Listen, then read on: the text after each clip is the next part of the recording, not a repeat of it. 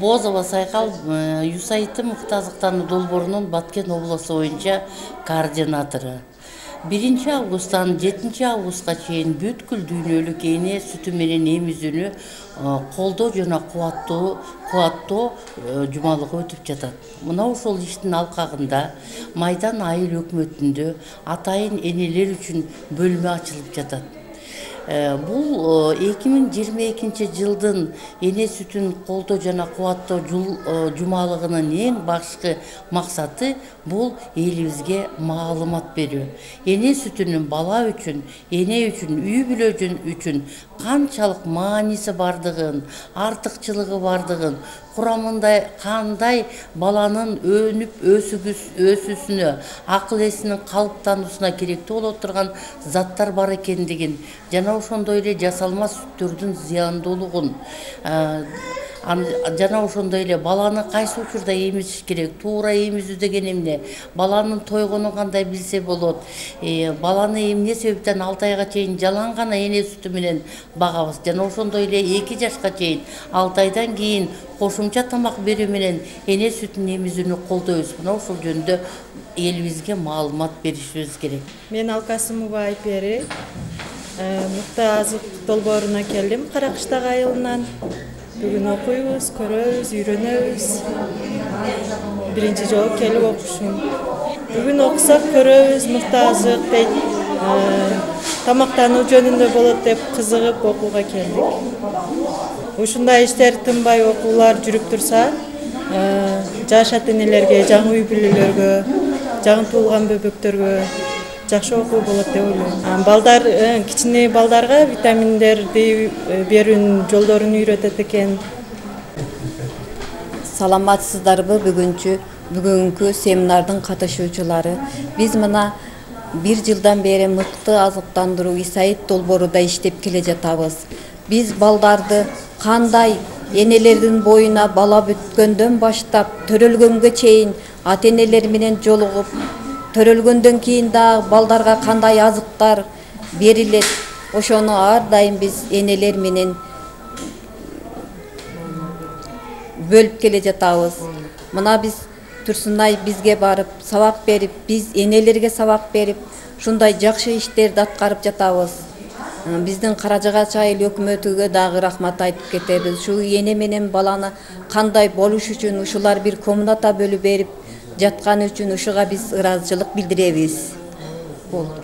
Кандай баланын өнүп өсүүсүнө, акыл эсинин калыптануусуна керектүү боло турган заттар бар экендигин жана ошондой эле жасалма сүттөрдүн зыяндуулугун жана ошондой эле баланы кайсы учурда эмизиш керек, туура эмизүү деген эмне, баланын тойгонун кандай билсе болот, баланы эмне себептен 6 айга чейин жалаң гана эне сүтү менен багабыз жана ошондой эле 2 жашка чейин 6 айдан кийин кошумча тамак берүү менен эне сүтүн эмизүүнү колдойбуз. Мына ошол жөнүндө элибизге маалымат беришибиз керек. Бул Кыргыз Республикасы боюнча акыркы эл аралык изилдөөлөрдүн жыйынтыгы боюнча болгону 46 гана процент биздин балдарыбыз 6 айга чейин жалаң эне сүтү менен камсыз болот. Бул ошол элибиздин арасындагы эне сүтүнүн баалуулугу, бала үчүн канчалык керектүү экендигинин маалыматтык аздыгынан мына ушундай 46 деген процент алып жатабыз. Баланын акыл эсинин калыптанышы, ден соолугунун чың болушу, боюнун өсүшү, анатомиялык жана физиологиялык жактан өзүнүн акыбалына келиш үчүн бала үчүн 6 айга чейин эң керектүү болуп эне сүтү сунушталат. Мына ошондуктан Саламаттыкты сактоо министрлигинин акыркы жарлыгына ылайык жерлерибизде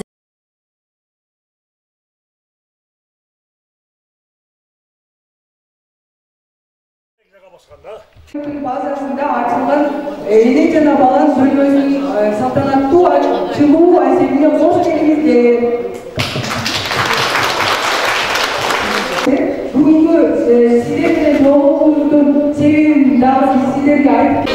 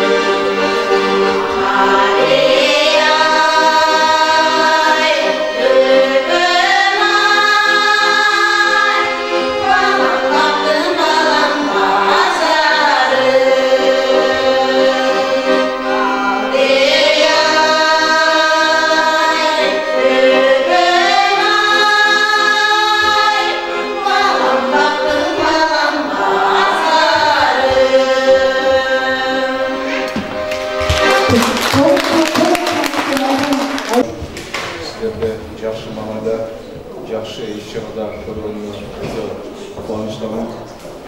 Білесіздер, 1 августтан 7 августқа чейін үйінөлік ене сүті жұмалығы болады. Бұл бағытта облыста бірқатар іс-шаралар болды. Анын алқабында бүгін сіздердің айрықлықта енеге балаға шарт түзу мақсатында USAID-тің деміргесіменен, айыр өкіметінің қолдаусыменен екелешкен әрекеттің негізінде Жақшынақай бөлім ашылды. Жоғарыда айтып кетті, бұл республикадағы бірінші ене және бала бөлімі істеп отады. Мен айтатылым, бұл бар жағынан заманға, талапқа лайық болған осындай шарт түзген бөлім ашып отады. Мақсат енеге, балаға шарт түзіш. Аз қарныш емес, аны қараштағы çok болуы мүмкін. Ошо айыр өкіметіге келгенде баланы шарт түзіш үшін өкімет қаражат бөліп, аны депутаттар қолдаушы, бұл келгені USAID көтеріп іс жасады. Бұл іс-шараны башқа айыр өкіметіге өдаған шарт артып, ушундай әрекеттер көрішіміз зар. Сөздің баяғында сіздерге жақсылық болады. Осы жерге келген балаға белгілі баяғы өмір қайғы емес. Керек болса бала отырып, сурет тартып, сіздерден жазып қандай шарттарды көріп, мұндай шарттармен балдарды қапияланысуға жоқ. Барыңызға рахмат, шайыр апалар. Бүгінгі іс-шараға біріншіден қош келіпсіздер. Мен да сіздер менен жақсы күнде жүз көрүшкөнүмө кубанычтамын. Себеби мына биздин бүгүнкү иш-чарабыз ушул келечекке болгон иш-чара деп ойлойм. Биздин районубуздун аймагында буга чейин биз АДКлары менен, ден соолукту чыңдоо кааналары менен ошол бекер коомдук иш катары жерлерде ар кандай оорулардын алдын алуу, анемия, эне сүтү боюнча маалыматтарды жеткирип, эл менен тыгыз байланышта иштеп келсеңиздер, мына акыркы 2 жылда бизге USAID-тин мыкты азыктануу долбоору келип, жакындан жардам көрсөтүп, биздин районубуздун аймагында бир топ алгылыктуу иштерди аткарды. Өзүңүздөр билесиздер, ошол биздин жөнөкөй АДКда патриот болуп иштеп жүргөн эжелерибизди, агаларыбызды дагы бул сайкал эже баштаган жамаат келип, модератор кылып, биздин жөнөкөй үйдө отурган апаларыбызды ошол сүйлөгөндү, каерде кантип жүргөндү, элге маалыматты туура жеткирүүнү окутуп, кала берсе биздин медицина кызматкерлерине өзүнүн саламат сактоо тармагындагы ишин дагы тереңдетип, окутууларды, семинарларды уюштуруп, ошол баланын ден соолугу үчүн балдар күнүнө карата дагы бир топ алгылыктуу иш-чараларды өткөрүп келет. Мен учурдан пайдаланып USAID-тин Баткен областындагы координатору Сайкалайым сизге, жалпы жамаатыңызга, биздин районубуздун координатору Жаркынайга терең ыраазычылык билдиремин. Анан урматтуу апалар, энелер, мына бүгүнкү биздин иш-чарабыз негизинен эненин дени сак болсо, дени сак энеден дени сак бала төрөлөт. Демек, баланын дени сак болсо, анда биздин өлкөнүн дени сак деп билебиз. Анткени балдар биздин келечегибиз. Коомду кура турган ошол балдар, биз балдарды ошол төрөлгөндөн баштап 6 айлыкка чейин сөзсүз ошол эненин сүтү менен багууну жерлерде мына АДКлар жеткирип атасыздар. Муну дагы мындан кийин дагы жерлерде дагы жакшыраак жеткирип активдүү иштеп беришиңиздерди мен суранып кетем. Сиздерди ошого чакырып кетем. Бүгүнкү биз азыр сиздер менен кеңири маалыматты алып, бири-бирибиз менен ошол баарлашып, анан ошол азыркы айыл өкмөттүн имаратында ачылган эне жана баланын бөлмөсүн барып көрөбүз, таанышабыз. Бул жерде бөлмөнүн ошол ачылышына материалдык жактан колдоо көрсөткөндүгү үчүн Майдан айыл өкмөтүнүн башчысы Эсен Акимовичка, анан кеңештин төрагасы, албетте кеңеш ошо бюджеттен акчаны бөлүп берген үчүн кеңештин төрагасы Жолдош мырза сизге терең ыраазычылык билдиребиз. Баардыгыңыздарга чын ден соолук, ишиңиздерге ийгилик, заманыбыз тынч болсун, асманыбыз ачык болсун, жалаң ушундай жакшы иш-чараларда көрүшкөнгө Аллах насип эткен болсун. Жаныбек Маматов өз сөзүндө айтып кетти. Эне жана бала бөлмөнүн ачылуунун бир максаты. Ушулай өлкөбүзгө келген энелер, бир иштер менен келгенде кичинекей ошол бөлмөгө барып балдарын карап, туура тамактандырып, азыктандырып, ошол максатка чогуу атабыз. Ошондой эле муктаждыктандыруу долбоорун иштеген эжелер сиздерге чоң рахмат. Мына 80ден ашуун эжелер бүгүнкү күндө эч кандай кызмат акы албастан өз демилгеңиздер менен иш алып баратасыздар. Сиздерге чоң рахмат. Көкөрөгүндө баатыр эненин орденин тагынган баатыр энелерибиз отурса, биздин келечегибиз мына сиздерге окшогон энелер менен, сиздерге окшогон эр азамат жигиттер менен башталат. Мына ушуну көрүп аябай кубанып, жана Жаныбек Маматов айткандай, жакшылыкка келсин экен деген ой максат кылып жакшы мындай жүрөгү жылыта турган сөз айтып келди. Мына сиздердин араңыздарда да ушундай бир мамлекеттик кызматты башкарган, иштеген элинин тагдырына салым кошкон эр азамат, акылдуу, билимдүү, илимпоз жаштар тарбияланат деген үмүтүбүз бар. Бекерден ушул Кадамжай району Ургуштак жанагындай жеринен сымап чыгып, баатырлар чыгып, мындай азамат жигиттер чыкпаса керек деп ошентип биздин келечегибиз бар. Кудай буйруса мындай тумоолдурган биздин балдарыбыз ыраазычылык билдиребиз.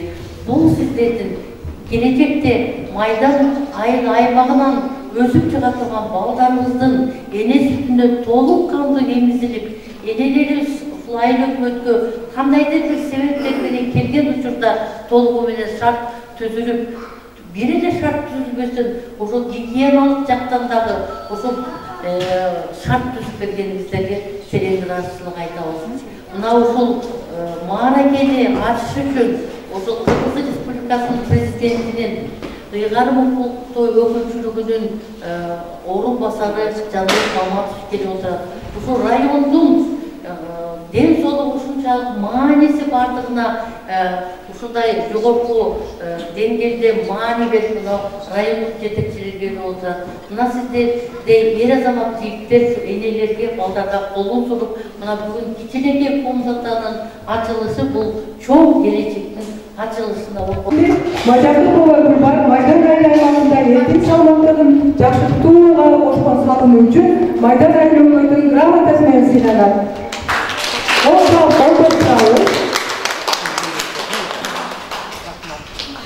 Кийинки ардаграмотабыз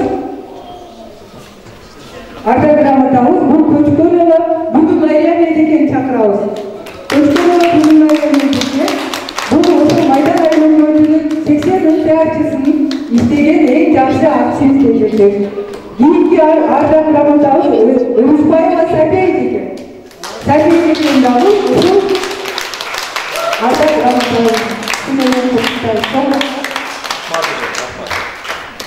Кылган сыйлыгыңызга кут болсун.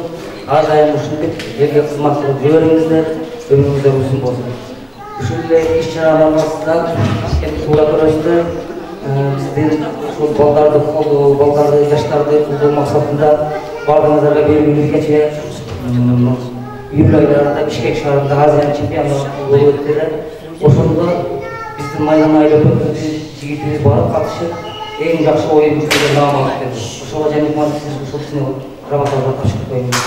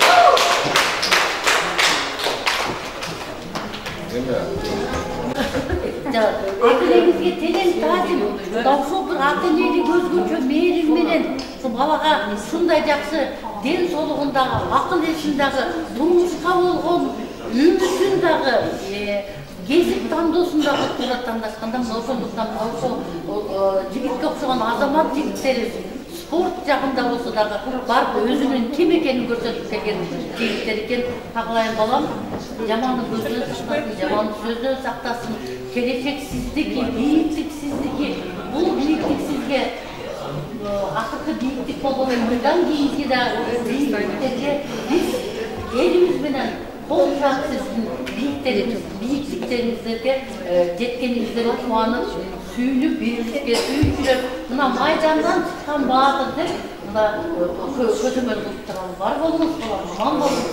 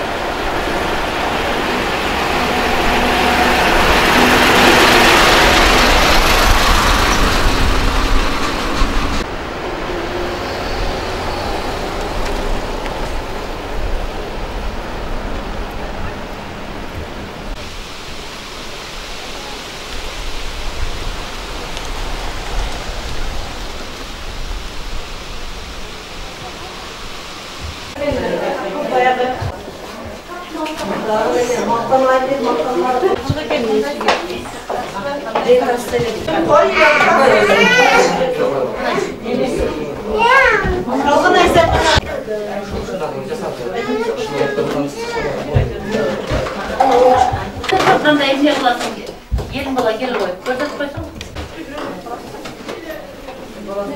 Çay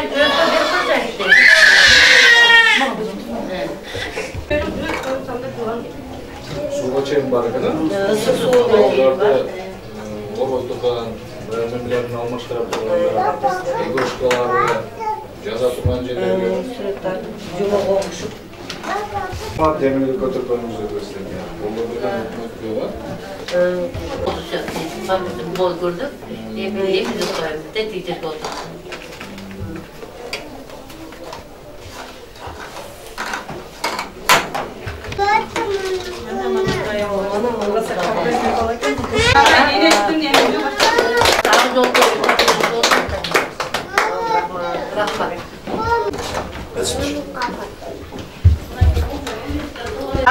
Ар бириңиздердин ордуңуздар бар. Ошол азыр эне менен баланын бөлмөсү керек, зарыл, актуалдуу маселени көтөрүп чыккан мыкты азыктануу долбооруна USAIDтин терең ыраазычылык билдиребиз. Демилгени буяк көтөрүп атат. Айыл өкмөт өзүнүн бюджетинен колдоп коштоп атат. Биз дагы ар тараптуу моралдык колдоого кандай сиздерде маселе болсо моралдык, материалдык жактан колдоого даярбыз акимчилик тарабынан. Анан ушул жердеги эң негизги мобилизаторлор, ошол активдүү АДКнын мүчөлөрү, мына энелер, апалар, сиздер бекер кызматта калбай, эл үчүн, элдин ден соолугу үчүн кам көрүп атасыздар. Сиздерге баш ийип таазим этебиз. Рахмат, дайыма бар болуңуздар. Ушул эне бала бөлмөсү ак жолтой болсун. Жалаң жакшылыктарда биздин энелерибиз ошо көйгөй менен, маселе менен келген учурда балдарын ушул жерге коюп, өздөрүнүн турмуштук маселелерин чечип алган болсун. Сиздерге рахмат. Бар.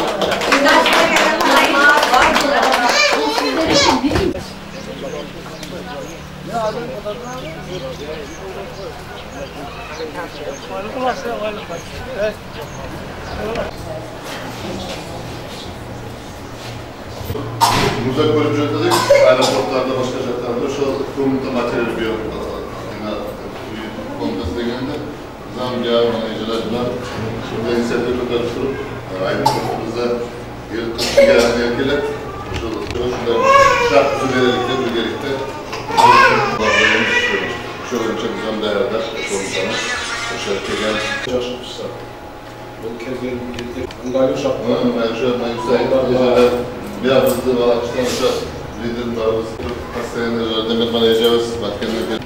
Инициативаны 2 ай өкмөтү өтө жакшы колдоп, ушуну жашап беришип атат. Кирип көргөн болду. Мен кичине маалымат берейин. 7 августка бүткүл дүйнөлүк эне сүтүн колдоо жумалыгы да. Бул Кыргызстан үчүн да өтө маанилүү. Биздин мамлекетибизде бардык район, область деңгээлинде, бардык айыл өкмөттөр деңгээлинде ушу жумалыкты колдоп жатса, себеби дегенде биздин балдарыбыздын боюнун өсүшү 12%ке төмөн Кыргызстандыкы. Ошонун ичинде Баткен облусунда 11,8% балдардын боюнун өсүшү. Жана ошондой эле 2 жашка чейинки балдардын аз камдуулугу 40%тен жогору, 43% Баткен облусунда. Ошондой эле төрөк мезгилиндеги аялдардын аз камдуулугу абдан төмөндө. Ошонун эң башаты бул эне сүтү болот. Мына ошондуктан бардык жерде 2022 жылы дүйнө жүзү боюнча эне сүтү колдоо жумалыгынын девизи бул сүтүнүн маанилүүлүгү, эне сүтүнүн жалаң айга чейин эне кошумча тамактануу, 2 жашка чейин эне сүтүнүн эмизүүнү колдоонун бардык кабыл болуп ошонун ошол тамактануусун маанилүүлүгү. Бул аң сезиминин өсүшү, дүйнө таануусу, кесип тандоосу, бийиктикке биринчи тамактануудан башталат. Ошондуктан мына медицина жааматында атайын барып алып келдик. Бул жерден борбордун 2 ошо орун басарлары катышып турушат. Мына мындай биздин активисттерибиз катышып элине камкордук кылган эң алдыңкы мынакей айыл өкмөттүн башчылары отурат. Мына биздин ушу жумалыкка кылган көргөзмөбүз Кудай буйрса, агай уруксат берсе бир жума элде келип көрүп, таанышып, ушуну көргөн сайын кубанып турушсун. Андан кийинки иш-чаралар ошо медицина кызматкерлерине үмүт кылабыз. Сапаттуу медициналык жардам. Биз ошол саламаттыкты сактоо министрлигинин жарлыгына ылайык окуу учкургонду 90% окуп бердик. Колдоруна китебин бердик, клиникалык протоколдорун бердик, көрсөтмөлөрүн бердик.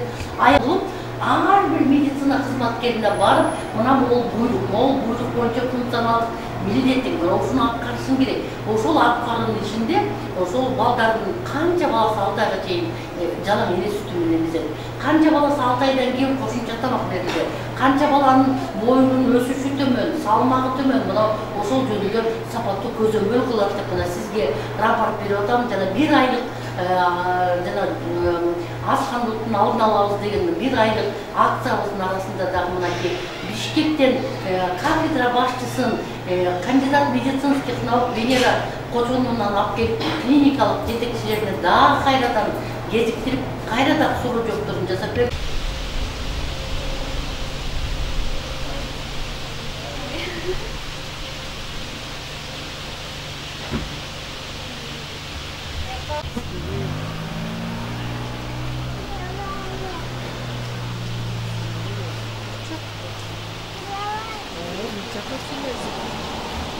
Азизасын көтөрүп балдарына жакшыртам ар түрдүү тамактануу берип жаратабыз. Анан сизге да абдан чоң рахмат.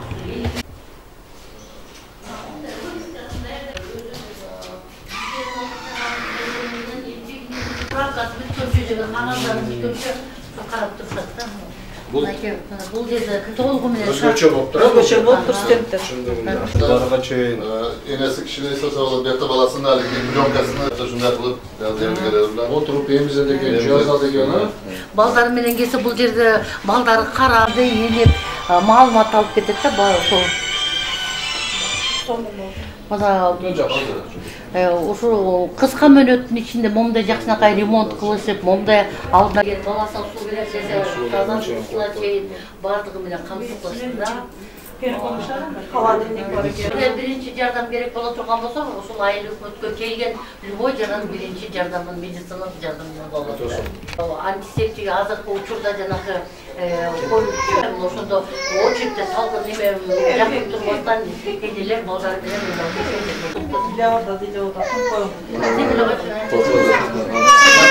Vay. Bombiçka. Az koy.